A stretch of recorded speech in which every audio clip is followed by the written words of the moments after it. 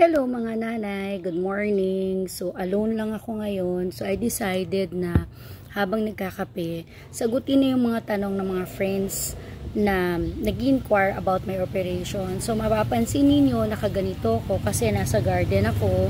So pasensya na, naririnig yung mga motor sa labas, ano. So nakaganto ako because nasa garden ako and hindi na kasi pinapalagyan ng gasa. So dapat nang i-cover ko para maiwasan yung mga dumi at kung anumang makati na pwedeng nandito. So ang unang-unang tanong lagi is, paano ko na find out? Or una pala is, bakit ako naoperahan sa leeg? No? I had a thyroidectomy kasi nagkaroon ako ng test and ultrasound ng leeg and nakita na may mga bukol. And because of that, in-advise ng doctors na ipa-opera ko na at para ma-check at may pa-biopsy. So, second na tanong, ano daw ba yung mga symptoms na naranasan ko o napansin ko, no, na pwedeng maging sign pala na may problem ka sa thyroid. Okay? So, sa akin, sa side ko, wala. Kung tutuusin, wala. Aside from yung hoarseness ng voice ko, which dati naman na akong gano'n nung bata pa, madali akong mapaos. So, ayun nga, as I was saying kanina, no, ano ba yung mga symptoms na naranasan ko? Or, tanong pa ng iba, did I feel different? Meron ba akong pain? Nahirapan ba akong lumunok? No. Especially for me na malakas kumain, I would have felt it, diba? Kung may pain sa paglunok ko, wala po talaga, no? Blessing in disguise lang na nakita na may mga bukol ako, may bukol ako, may mga nodules ako because there was a time na biglang nagpipik yung aking, tumataas yung aking blood pressure and yung IM ko na napakabait, pinapatest niya ako. Why? Diba? Pina-check na rin pati yung goiter ko. And yun yung kagandahan din na meron kaming HMO ni husband, no? Covered kami ng HMO from IMG and Kaiser. Kasi if not, siguro sa dami ng mga lab tests, and mahal siya ha, baka nag-isip-isip kami, diba? Kung paano. Kasi instead of using it for me, I would have used it na lang para sa anak ko, diba? Pero yun po yung kagandahan na meron akong HMO. So, hindi kami natakot ipagawa. Even yung ultrasound para sa neck ko, which mahal yun. Siguro in another video, ipapakita ko yung computation ng lahat ng mga tests na ginawa ko papunta sa pagkakadiscover na meron akong dapat i-opera sa leeg ko. Yun ang next. So, ayan. Ito na yung kadugtong ng aking video. So, ayun nga. Nakita sa ultrasound na merong dapat alisin. And agad-agad sinabi ng mga doctors na it's better na alisin at may ipabiopsy para malaman kung ano talaga, kesa nag-worry ako, or worst case is hindi pala maganda kung ano yung nasa loob and continuous lang ako sa everyday life ko without knowing na may danger na sa aking katawan, di ba? So ayun, sinunod namin after ilang mga tests yon and consultation, tinuloy na yung operation ko. Mabilis lang siya. So, inadmit ako ng Sunday in preparation. Nilagyan ako ng swero, diba? Ginawan din ako ng mga test para makita na ready ako for operation. So, blood test sa heart para makita yung BP, minonitor nila. And then the next day, Monday, operation na. Actually, ang bilis, no? So, Tuesday afternoon, lumabas na ako. Pero, syempre, meron pang nireseta sa akin ng mga antibiotics and pain reliever kasi pakita ko sa inyo, mahaba po yung hiwa ko as compared dun sa ibang nakasabay ko, no? So, mahaba yan at malalim. So, medyo matagal-tagal pong pagalingan yan.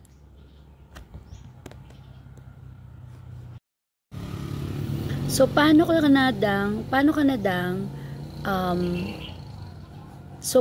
nadang after the operation? So, yes, nakauwi ako agad, pero maraming bawal syempre. Unang-una, parang may effect pa sa akin yung mga gamot eh. So, parang tulog, gising, tulog. Talagang sinunod ko yung antibiotic tsaka yung pain reliever. Hindi ako pwedeng magagalaw muna. Lalo ng mga first 2 weeks siguro. hindi mo na pwede galaw ng galaw. Up to now naman po, hindi pa ako pwedeng magbuhat na mabibigat. Siguro ang talagang pinagpapasalamat ko, and before the operation, ang talagang pinagdadasal ko, more than sana wala akong cancer, is sana wag mawala yung boses ko. Kasi yung voice ko is, lahat naman tayo, diba? Important sa atin yung boses for communication, but more so sa katulad ko, na yung boses ay ginagamit ko para sa trabaho, para kumita ng pera, and also for my advocacy. So talagang yun po yung pinagdasal ko, na sana wag pong mawala yung boses ko, wag maapektuhan. And awa naman po ng Diyos, ito po, no, unti-unti po lumalakas. Yun nga lang, hindi pa ako pwede magsalta ng matagal. So after this video, as a matter of fact, I will have to rest my voice again. Siguro ng mga ilang minutes or ilang oras, para hindi po maging masakit yung throat ko.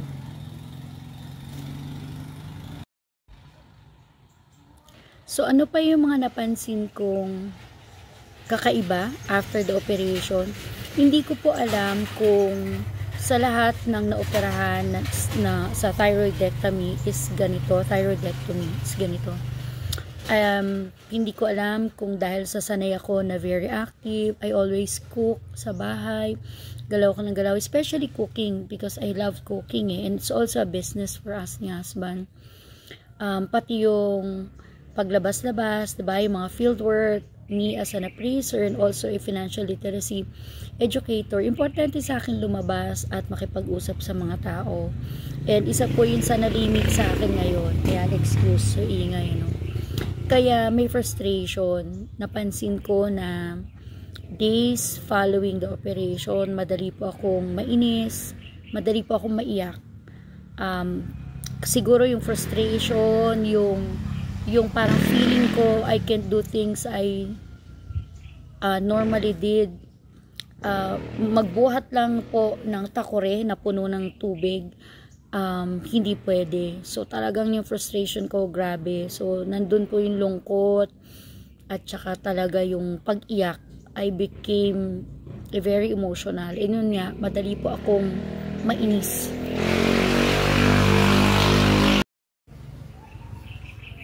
So, moving forward, ang sabi sa akin, depende raw sa tao, mga up to 6 months yung iba para bago maging completely healed. Kasi, although tuyo na po ito, tuyo na yan, ano, para kung merong natural quintas. Okay?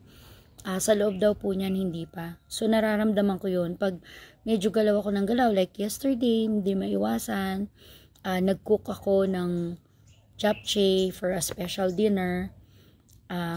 After that, nakaramdam po ako ng pain sa loob, tapos parang ngalay yung mga muscles around the wound. Siguro kailangan ko lang talagang i-accept na may limitations ako ngayon, para mas hindi ako makaramdam ng frustration. I'm just so happy that I have a very supportive husband. So nagluluto siya. Okay, he takes care of almost everything in the house.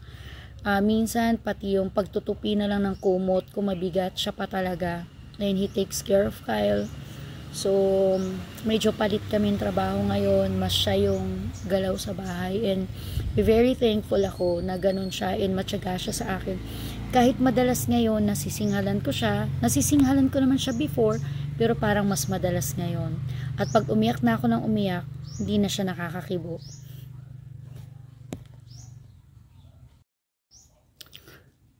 What did I learn sa nangyaring to sa akin? Siguro, una is, mas pakinggan yung katawan. And, alam nyo, iniisip ko noon, sabi, bakit naman ito, 'di ba?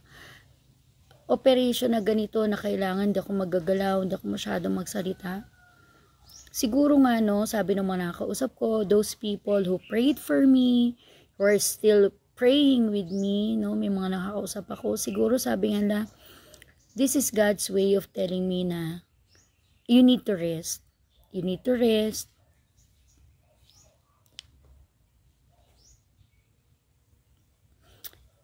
You've been working, been busy for so many years.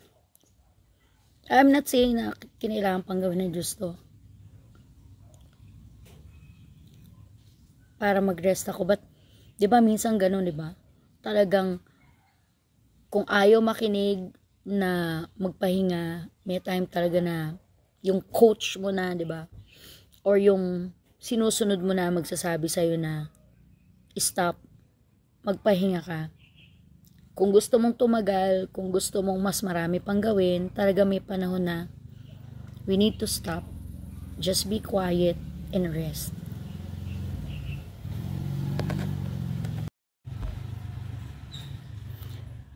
So, sa mga nanay dyan, at hindi lang mga nanay, no, kahit mga tatay, no, ever, maganda talaga na, as I said kanina sa isang video, listen to your body. And wag po nating mamaliitin yung mga nararamdaman natin. And wag po tayong mag-self-diagnosis, 'di ba? Marami sa atin yun ang ginagawa, parang tumataas yung BP ko. Dati naman lahi na.